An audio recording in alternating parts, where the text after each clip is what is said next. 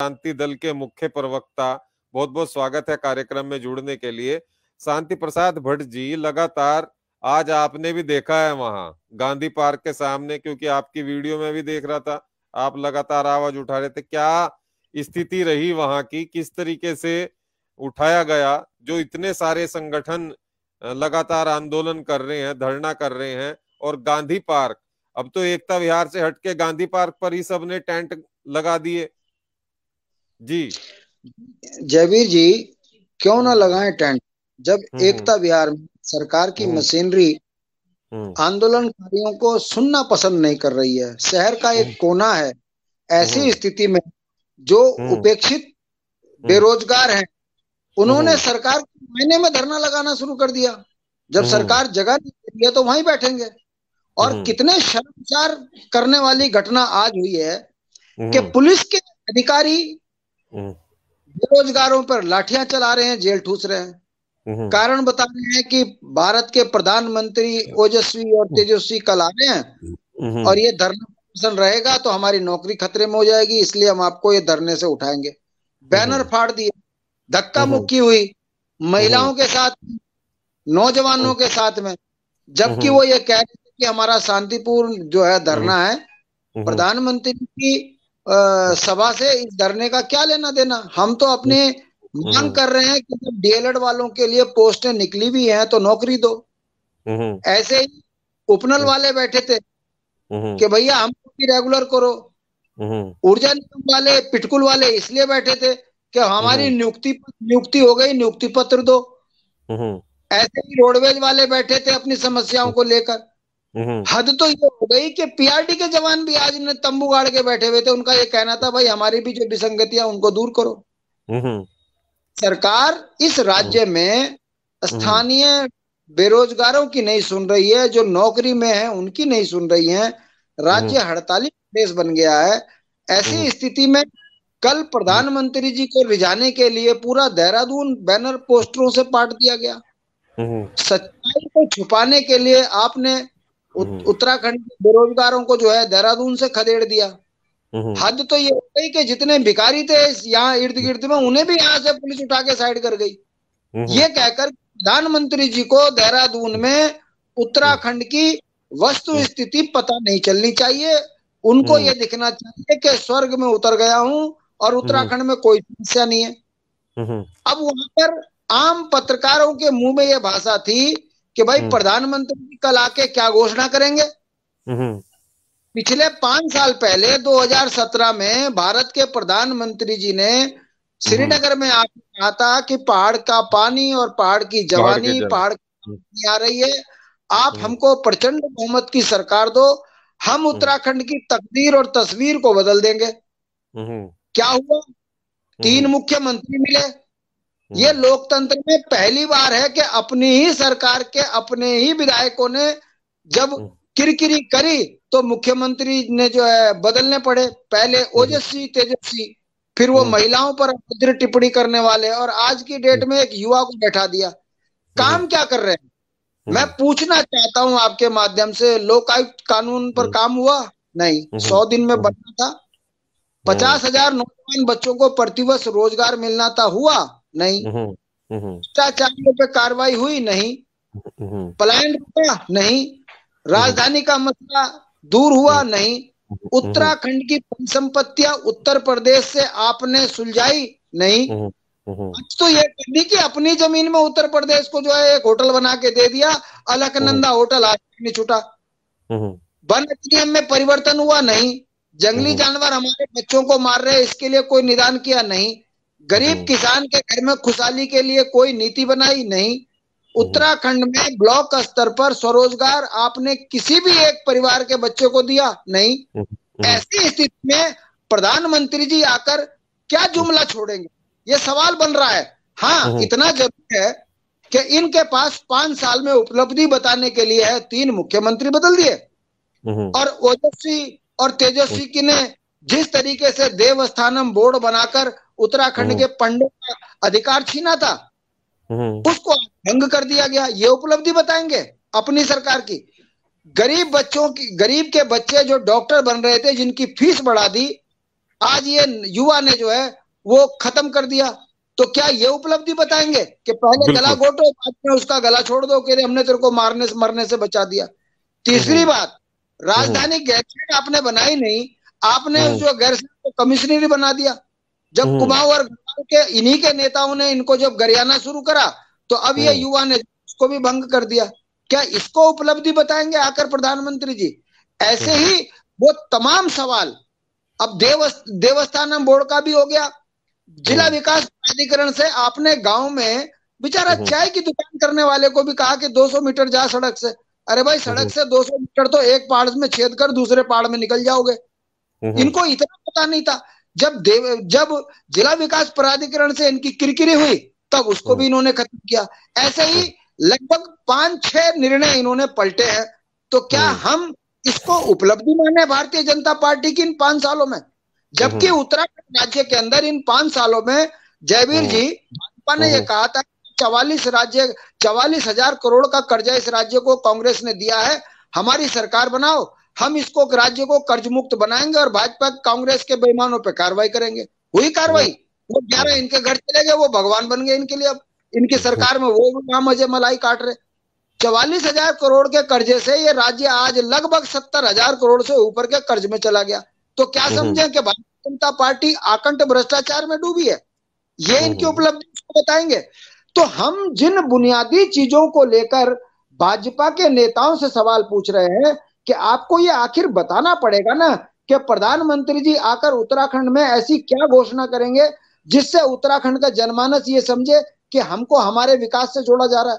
देखिए, अगर all weather road की बात कर रहे हैं, खुशी की बात है, होना चाहिए। अगर केंद्र ने यह सड़क बनाई है तो इसमें देश के नागरिकों को चलने में सुविधाएं होंगी, सैनिकों को चलने में सुविधाएं होंगी, बधाई की देते हैं। अगर रेल परियोजना बन रही है तो निश्चित रूप से 70 साल में इस राज्य को अगर रेल से नहीं जोड़ा गया, तो यदि रेल से जोड़ा जा रहा है, स्वागत योग्य कदम है। अगर इसको भाजपा उपलब्धि बताती है तो हम आपके माध्यम से पूछना चाहते हैं, जो रोड 1 करोड़ की बननी चाहिए थी वो 10 करोड़ में क्यों बनी? इन शासन काल में पुल गिर रहे हैं, जरा सी बरसात में पुल दरक रहे हैं, चाहे फिर वो गौला का हो, उत्तरकाशी का हो, रुड़की का हो, या डोईवाला का हो, काशीपुर का हो। इसका मतलब स्पष्ट है कि योजनाओं में आकंठ भ्रष्टाचार हुआ है, इसलिए तमाम सड़कें महंगी बनी, यानी कि गरीब के में। अब मैं अंत में एक बात बोलता हूं, भाजपा के पास दिखाने के लिए कुछ नहीं है, गिनाने के लिए कुछ नहीं है। तो आपने जो है जनता के टैक्स के पैसे से पूरा देहरादून पोस्टरों से पाट दिया। तो क्या हम ये समझे कि भारतीय जनता पार्टी पोस्टर के माध्यम से जुमले छोड़कर जनता की आंख में धूल झोंकने का काम कर रही है? ये इसको उपलब्धि बताएंगे। हमको दुख इस बात का होता है कि भारतीय जनता पार्टी अपनी उपलब्धि बताने को तैयार नहीं है। मोदी जी आएंगे, हमारे भ्रष्टाचार से हमें बचाएंगे और अब की बार राष्ट्र के नाम पर फिर हमको जिताएंगे, ऐसा तो नहीं चलेगा। मोदी इस देश के लिए जरूरी हो सकते हैं, मगर इस राज्य की दुर्दशा में अब मोदी जी कितना ही बोल दें, वो उपलब्धि भारतीय जनता पार्टी की राज्य सरकार के खाते में नहीं आएगी। जनता परेशान है। जनता सवाल इस बात का कर रही है कि मोदी जी, हमने आपको केदारनाथ में देखा, हमने आपको देहरादून में भी देखा, हमने आपकी ईमानदारी में भी कहीं कोई शक नहीं करा, मगर आपको ये तो बताना पड़ेगा कि ये 3 मुख्यमंत्री बदले हैं, ये बेईमान थे या ये ईमानदार थे, क्यों बदले? ये सवाल जनता पूछेगी जरूर। मगर अखबार कर जनता की आंखों में धूल झोंक कर यदि आप उत्तराखंड की जनता को फिर दिग्भ्रमित करने की बात करोगे तो मुझे लगता है ये सही नहीं है। जनता इस बात को समझ चुकी है कि राज्य सरकार हर क्षेत्र में फेल हुई है। जो वादे इन्होंने किए थे उसमें इंच मात्र काम नहीं हुआ है। अब ये फिर मोदी के नाम पर अपनी नैया पार करने की बात कर रहे हैं। दुख हमको इस बात का होता है कि हम इनसे पूछते हैं तो ये बोल देते हैं हम भाजपा हैं, जिन विधायकों की जीत की संभावना नहीं होगी हम उनको हटा देंगे और फिर जनता से बड़ी कमाई का पैसा जो हमने लूटा है उससे हम अपने नए विधायक को चुनाव लड़ाएंगे, फिर जीत जाएंगे, मोदी जी आएंगे हमको जिताएंगे। तो ये जो इनकी स्थितियां हैं, अब जनता इस चीज से परेशान है और मैं बड़ा व्यथित हूं बीइंग ए राज्य आंदोलनकारी, बीइंग ए उत्तराखंड क्रांति दल के नेता होने के नाते मैं आज इस बात से व्यथित हूं कि मैंने पुलिस जो बर्बरता जो देखी है गांधी पार्क में, और उन्होंने जिस तरीके से आम आंदोलनकारियों के आगे हाथ जोड़कर ये कहा कि हमारी नौकरी बचा दीजिए, अगर ये धरना चलता रहेगा तो हमारे लिए मुसीबत हो जाएगी, इसलिए धरने को उठाइए, नहीं तो हम जबरन उठाएंगे। और जिस बर्बरता से उन्होंने जो है उनके बैनर तंबू उखाड़े और उसके बाद उनको जेल में उसमें बैन में डाला, ये बताता है कि तानाशाही बहुत लंबे समय तक नहीं चलती, पुलिस के दम पर सत्ताएं बहुत लंबी नहीं चलती। आपने अपने राजनीतिक बेईमानी को छुपाने के लिए जिस तरीका का कार्य आज अस्थायी राजधानी देहरादून में किया है, ये लोकतंत्र को शर्मसार करने वाली घटना है। और जिस तरीके से भाजपा अपने झूठ को प्रचारित कर रही है, ये बहुत नहीं चलेगा। मात्र 2 महीने रह चुके हैं और इन 2 महीनों में आम जनता अब इनसे सवाल पूछेगी कि जो वादे आपने अपने दृष्टि पत्र में 2017 में किए थे, या तो उनको बताएं, वरना न सिर्फ गद्दी छोड़े, आपके विधायकों को, आपके जनप्रतिनिधियों को गांव में घुसने नहीं दिया जाएगा। आप विधायक बदल सकते हो, चरित्र आपका नहीं बदलेगा। आपको यहाँ उत्तराखंड में 10 साल जनता ने देखा, बुनियादी सवालों में आपने इंच मात्र काम नहीं किया। वही स्थिति कांग्रेस की भी रही, इंच मात्र उन्होंने भी काम नहीं किया। अब दोनों राष्ट्रीय पार्टियां राष्ट्र के नाम पर, कोई सोनिया की जय जयकार तो कोई नागपुर की जय जयकार कर कर जनता को ठग रही है। ये जमीनी हकीकत है। और कल देखते हैं कि भारत के यशस्वी प्रधानमंत्री आकर कल कौन सी ऐसी बात बोलते हैं जिससे उत्तराखंड की जनता को इंच मात्र भी प्रभाव पड़े।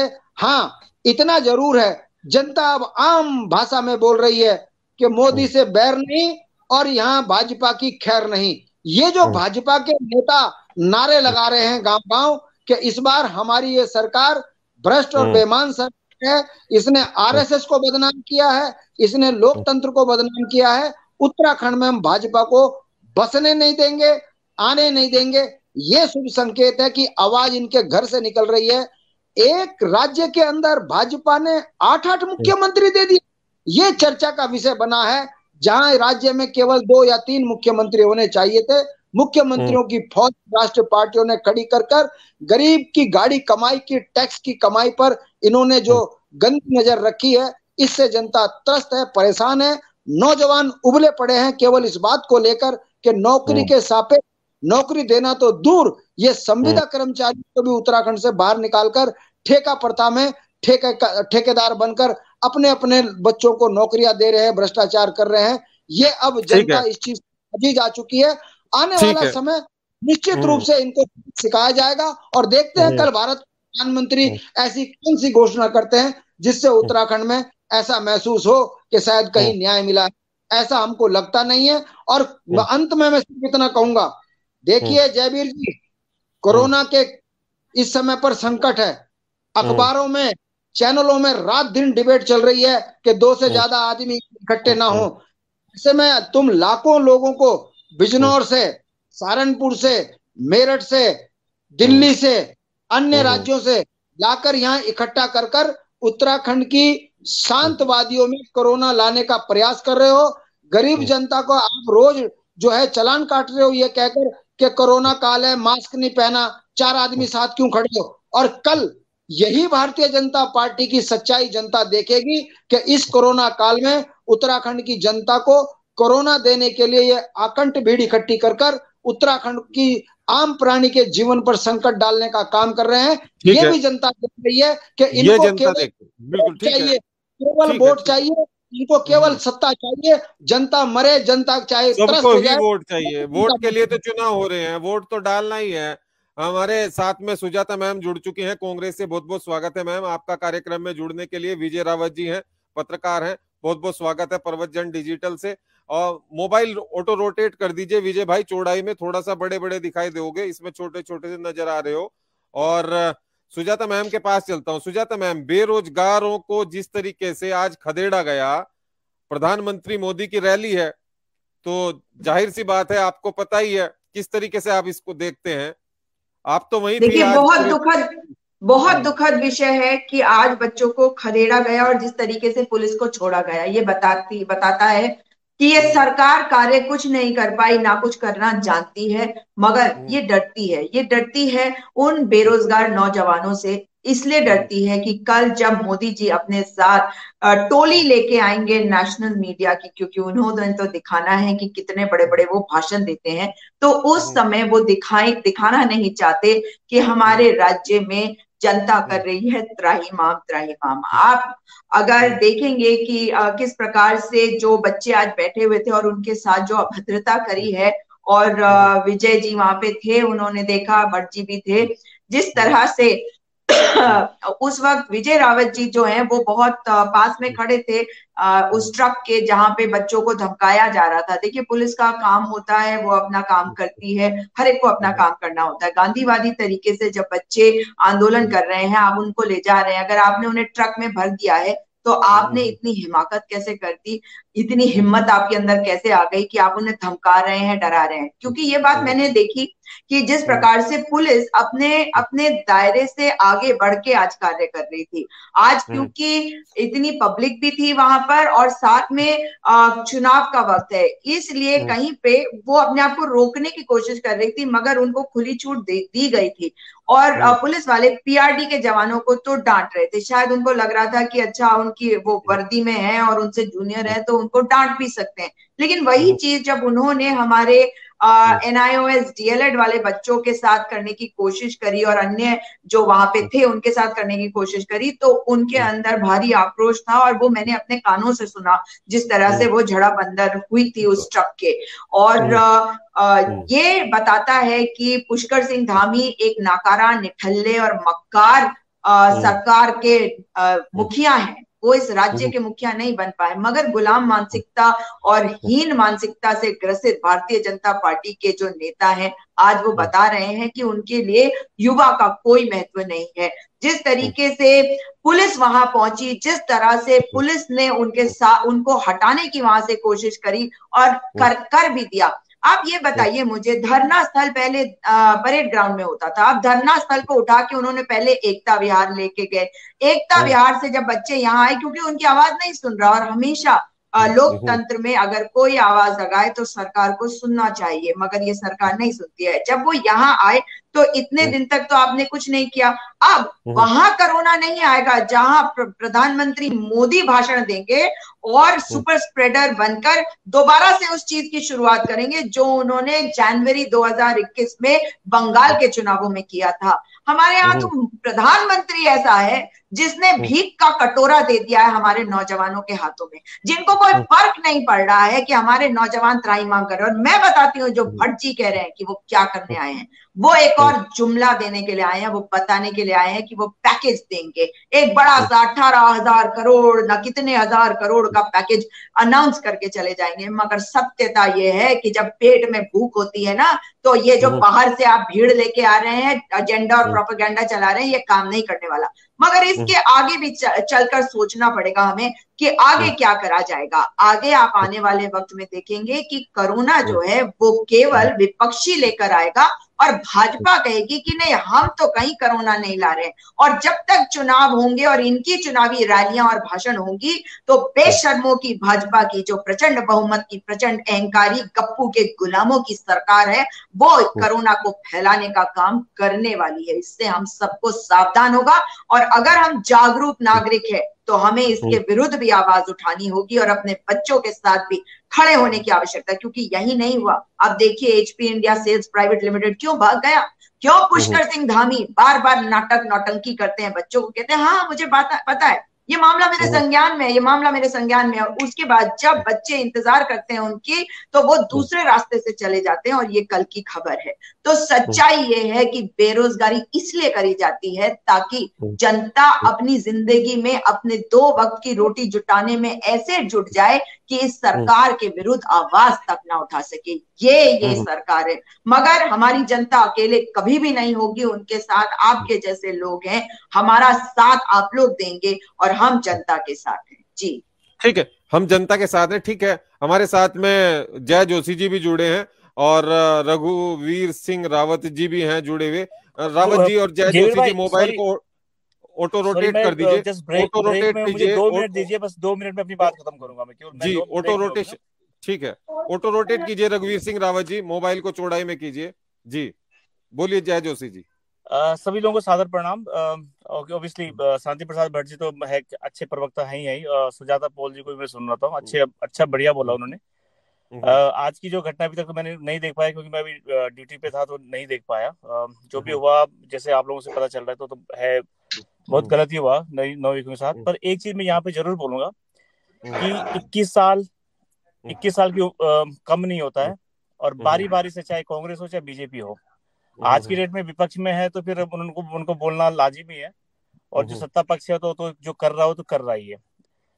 21 साल में इन दोनों दलों ने क्या किया है? कुछ किया है इन्होंने? अगर कुछ करते तो नवयुवक हमारा क्यों सड़कों पे आता, क्यों रोड पे आता? आज की डेट में उत्तराखंड का जो ज्योग्राफिकल स्ट्रक्चर है, नैनीताल जो है नैनी झील के नाम से प्रसिद्ध था, आज की डेट में वहां पे देखो आपने क्या जो स्ट्रक्चर खड़ा किया है। जगह जगह पे एक धर्म प्रदाय के लिए आप स्पेशल अपने लिए अपने दिल खोल रहे हो। खासकर ऐसे नेता, उत्तराखंड के ऐसे नेता जिन्होंने कहा था कि हम जंगलों में या अपने पहाड़ों में या नदियों में राज नहीं करते हैं। जब सेंटर में नहीं कुछ हो पाए तो आज की डेट में वो उत्तराखंड में आके मुख्यमंत्री बनने के लिए लड़ाई लड़ रहे हैं कि हम मुझे मुख्यमंत्री बनाओ। लेकिन आज अगर हमारा उत्तराखंड का नवयुवक अगर सड़कों पे है तो उसके जिम्मेदार भाजपा के साथ साथ जो है कांग्रेस भी उतनी ही जिम्मेदार है।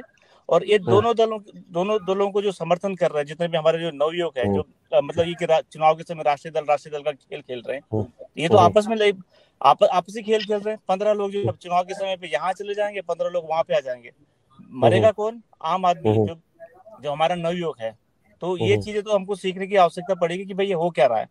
रही बात केंद्र में, मैं यहाँ आपके माध्यम से मैं जनता से अपील करूंगा कि तुम लोकसभा के इलेक्शन में जिसको मर्जी तुम, चाहे कांग्रेस को समर्थन करो, बीजेपी को समर्थन करो, मगर मेरा एक निवेदन है जनता से, जो भी देख रहा है, कि विधानसभा चुनाव में क्षेत्रीय दलों को आप इतना मजबूत कीजिए कि कम से कम वो आपकी बात को जो है विधानसभा में रख सके। राष्ट्रीय दलों को तो खैर ठीक है, राष्ट्रीय दलों तो वही करेगा जो सोनिया जी कहेंगे, और बीजेपी वाले कहेंगे जो मोदी जी करेगा, और केजरीवाल, आम आदमी पार्टी जो केजरीवाल चाहेगा। तो क्षेत्रीय दलों ने भाग के कहाँ जाना है? वो तो देहरादून में रहेंगे। अगर कुछ गलत होता है, 5 साल का समय तो ये कौन से बाहर के, ये भी तो